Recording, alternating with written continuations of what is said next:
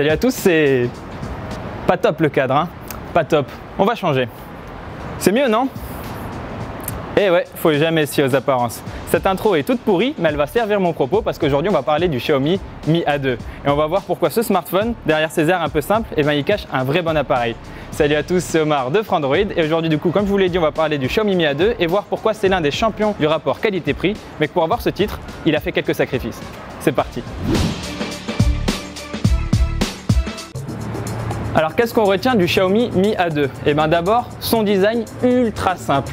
À l'avant, on a un écran au ratio 18/9 avec quelques bordures, mais c'est rien de choquant. Et à l'arrière, on a un dos en métal, tout ce qu'il y a de plus classique. En fait, on n'a pas un design très marquant, très original. Par contre, il est très confortable en main, il fait le job, c'est tout ce qu'on lui demande. Attention, ceci dit, à l'appareil photo derrière qui est très protubérant, donc quand vous posez le téléphone, il est bancal.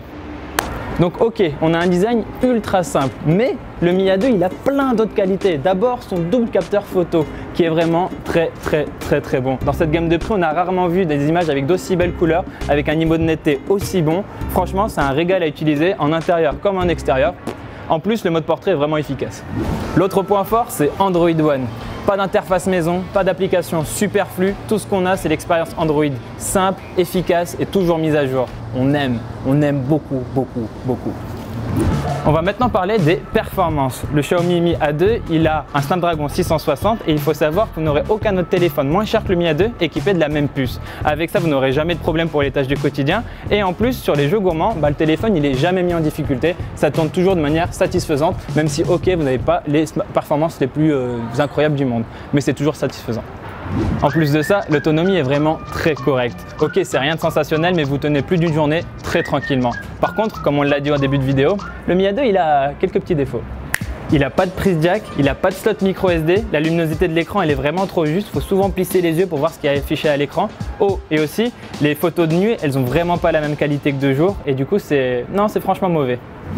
Le Xiaomi Mi A2 il est vendu en France au prix de 269 € pour la version à 32 Go, mais on vous conseillera plutôt celle qui coûte 299 € avec 64 Go de stockage. Il faut aussi savoir que vous avez une version à 349 € avec 128 Go de stockage et un peu plus de mémoire vive.